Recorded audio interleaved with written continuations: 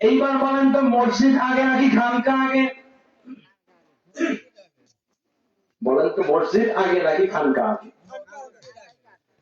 মসজিদ আগে নাকি খানকা আগে? তাহলে আমরা বলি মসজিদ আগে হবে। কেন মসজিদ আগে হবে? কথায় আসেন, মসজিদ কার জন্য? মুসলমানের জন্য। নামাজ কার জন্য? ইমানদারের জন্য। নামাজ কার জন্য? মুমিনের জন্য। মুমিনের উপর নামাজ ফরজ, মুসলমানের উপর নামাজ ফরজ। বেঈমানের জন্য নামাজ ফরজ নয়, কোন দেওয়ানা পাগলের জন্য নামাজ ফরজ নয়, সুস্থ সবল ব্যক্তির জন্য কিন্তু নামাজ ফরজ হয়ে যায়। এখন নামাজ যদি আদায় করার জন্য আমি মসজিদে যাই, আমাকে প্রথম মুসলমান হতে হবে, মুমিন হতে হবে, ইমানদার হতে হবে। নামাজ আমি মসজিদে গিয়ে আদায় করবো, আদায় করার পূর্বে আমাকে মুসলমান হতে হবে। আল্লাহ রাব্বুল আলামিন বলেন, ইয়া আইয়ুহাল্লাযীনা আমানু তাকুল্লাহা হাক্কা তুকাতিহি ওয়া লা তামুতুন্না ইল্লা ওয়া আনতুম মুসলিমুন। আল্লাহ রাব্বুল আলামিন বলেন, তোমরা পরিপূর্ণ মুসলমান না হয়ে অন্ধকার কবরে আসিও না। তাহলে তো মুসলমানের ঘরে জন্ম নিলাম, আবার মুসলমান কেমনে হব? মুসলমান তো হয়েছে, আবার কিসের মুসলমান? গেলেই তো হয়েছে মসজিদে। আবার আল্লাহ তাআলা বলেন, আমানুত্তাকুল্লাহা ওয়া তাকু ইলাইহিল ওয়াসিলা। ওসিলা বলতে বলে মুসলমান তো হয়েছি, মসজিদে যেমন নামাজ পড়ুন কবুল হয়ে যাবে। নামাজ পড়লেই কি নামাজ কবুল হয়?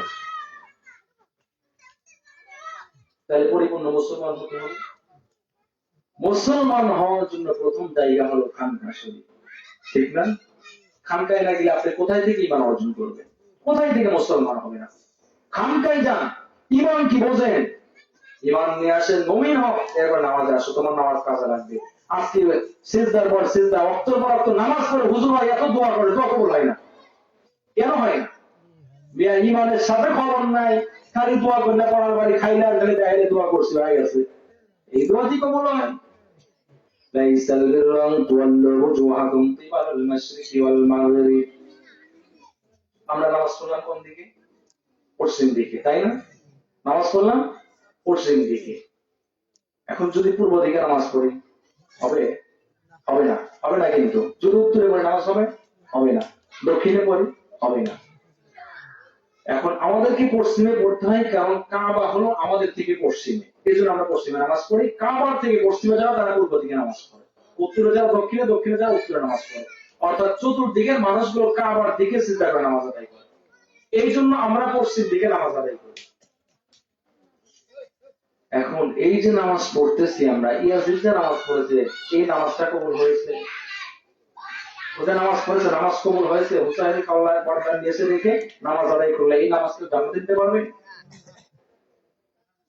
আপনি যে নামাজ পড়তেছেন দিনের পর দিন, 5 ওয়াক্ত 6 ওয়াক্ত 7 ওয়াক্ত যা পড়েন, তাহাজ্জুদ তারাবি ইশরাক সব পড়তেছেন, আমরা বলি আপনার নামাজের কোনো লাভ হবে না।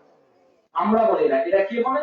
আল্লাহর কোরআন বলে, লাইসাল বিররা তুওয়াল্লু ওজুহাকুম কিবালাল মাশরিকি ওয়াল মাগরিব।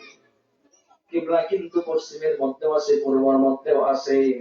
যখন পশ্চিমে কিবলার দিকে বারবার সিজদা করব, নামাজে কোনো সওয়াব হবে না। সওয়াব হবে কি? আল্লাহ রাব্বুল আলামিন বলেন, ওয়ালাকিন্নাল বিররা মান আমানা বিল্লাহ। তোমার সওয়াব হবে কিসে? তোমার সওয়াব হবে ঈমানে। তোমার ঈমান যত মজবুত হবে, তোমার নামাজের সওয়াব তত বেশি হবে। তোমার ঈমানের ভেদ, ঈমানের গভীর যত হবে, তুমি কোরআনের ভেদ তত বুঝতে পারবে। তোমার ঈমান যত মজবুত হবে, তুমি আহলে বায়াতকে তত বুঝতে পারবে, কোরআনকে তত বুঝবে, ধর্মকে তত বুঝতে পারবে। তোমার ভিতরে ঈমান কি নিয়া? কোরআন মুখস্থ করে আসছো চাকরি করার জন্য, ইমামতি করার জন্য, 2 বেলা ভাতের 2 মুঠ ভাতের জন্য। কোরআনের ভেদ কখন খুঁজতে গেলা তুমি? কোরআন আল্লাহ কি বলছে কখন খুঁজতে গেলা? আল্লাহ বলেন, ওয়ালাকিন্নাল বিররা মান আমানা বিল্লাহ। তোমার সওয়াব হবে হলো ঈমানের মধ্যে। এইবার বলেন ঈমানটাকে আল্লাহর নবী বলেন, আলা লা ঈমানা লিল্লাহ মুহাব্বাতাল্লাহ, সুবহানাল্লাহ। ঈমান হলো আমি নবীর শানে ভালোবাসা, সুবহানাল্লাহ। এখন তোমাকে যে বললাম এই নামাজ পড়তেছো, নামাজ পড়লাম নাই, কেন বললাম? কারণ নবী বলেছেন ঈমান হলো আমি নবীর শানে ভালোবাসা, নবীর শানে ভালোবাসায় আশিক রাসূলুল্লাহ তারা যায় মিলাদের জন্য, কিন্তু তুমি তো ঈমানের দল না ফারমানের দল মিলাদ দেখতে পারো না। আমরা নবীকে ভালোবাসি, তুমি ভালো দেওয়ার জন্য দাঁড়ায় যাও, তাহলে তোমার মতন মুসলমান সারা জীবন নামাজ পড়ে কখনো ঈমানদার হতে পারো নাই। আর এই ঈমানবিহীন নামাজ দিয়ে কখনো তুমি আল্লাহর সামনে আশিক রাসূল হিসেবে দাঁড়াইতে পারবে না। ঈমান কি? ঈমান কি মগের মূল্য? কত সহজ। নবীর প্রতি ভালোবাসা নাই, নিজের তো ভালোবাসা নাই, আবার কেউ যে নবীকে ভালোবাসে সেটাও দেখতে পারে না, কি অবস্থা! তাই ঈমানবিহীন নামাজ, নবীর সাথে ভালোবাসা দান নাই, সে কখনো আশিক রাসূল হতে পারে না, সে সাদে রাসূল, সে রাসূলের দুশমন। যে মিলাদ দেখতে পায় সে কেমনে আশিক রাসূল হয়, সে কেমনে মুসলমান পরিচয় দেয়? তোমার পড়তে ভালো লাগে না, পড়িও না, তুমি বাধা দিতে আসো কেন? আমরা তো তোমাদের মাহফিলে বাধা দিই না, তোমাদের মাহফিল তো রাসূলের জামানায় ছিল না। ওনাকে তাহলে মিলাদ তো তোমরা বিরাট ফতোয়া দিচ্ছ। আমরা একটু জিকির করি, লা ইলাহা ইল্লাল্লাহ, লা ইলাহা, লা ইলাহা, লা ইলাহা,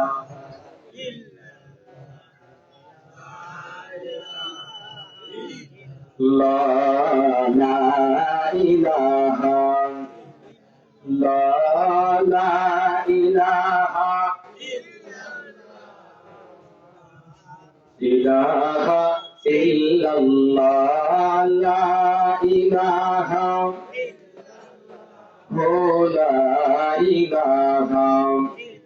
ও ভাই ওলি মুর্শিদ পেল যারা, রে ভাই ওলি মুর্শিদ পেল যারা, রে ভাই হেদায়েতের পথে আছেন তারা।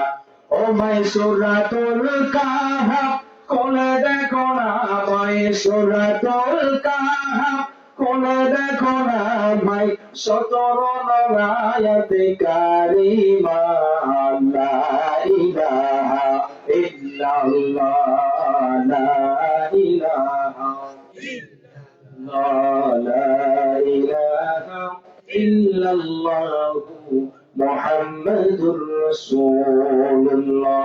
সকলে পড়ি সাল্লাল্লাহু আলাইহি ওয়াসাল্লাম। এইবার আসেন, যদি ভালোবাসা না থাকে ঈমানদার হওয়া যায় না, কারণ রাসূলের হাদিস হলো আলা ঈমানা বিমান লা মুহাব্বাতা লাহু। ঈমানদার হলো ওই ব্যক্তি যার মধ্যে আমি রাসূলের শানে ভালোবাসা আছে। যে ব্যক্তি নামাজ পড়ে কিন্তু মিলাদ দেখতে পারে না, নামাজ পড়ে পাক পাঞ্জাতনকে বিশ্বাস করে না, নামাজ পড়ে আহলে বায়াতকে বিশ্বাস করতে পারে না, ওই ব্যক্তি কখনো ঈমানদার হতে পারে না। কথা বলেন ঠিক না বেঠিক? আমার নবীজি বলেন, যে ব্যক্তি আহলে বায়াতকে দেখতে পারে না, যেই ব্যক্তি আমার আলীকে দেখতে পারে না, আমি রাসূল বলে গেলাম, সেই ব্যক্তি কখনো মুমিন হতে পারে না। মুমিনরা কখনো আলীর বিরোধিতা করতে পারে না, এবং মুনাফিক কখনো আলীকে ভালোবাসতে পারে না। যারা আলীকে ভালোবাসে তারা অবশ্যই মুমিন হয়, এবং আলীকে যারা ভালোবাসে না তারা অবশ্যই মুনাফিক হয়ে যায়। এইবার যদি মাওলা আলীকে ভালোবাসতে চায়, আহলে বায়াতের প্রয়োজন আছে না নাই? আছে। কিন্তু সমাজগুলো কেমন যে আমরা আহলে বায়াত পছন্দ করি না, মিলাদ পছন্দ করি না, কিন্তু মুখে মুখে হাদিস বলে আনা মাদিনাতুল ইলমি ওয়া আলিয়্যুন বাবুহা। হাদিসটা সকলেই জানে, কিন্তু মানে কয়জন?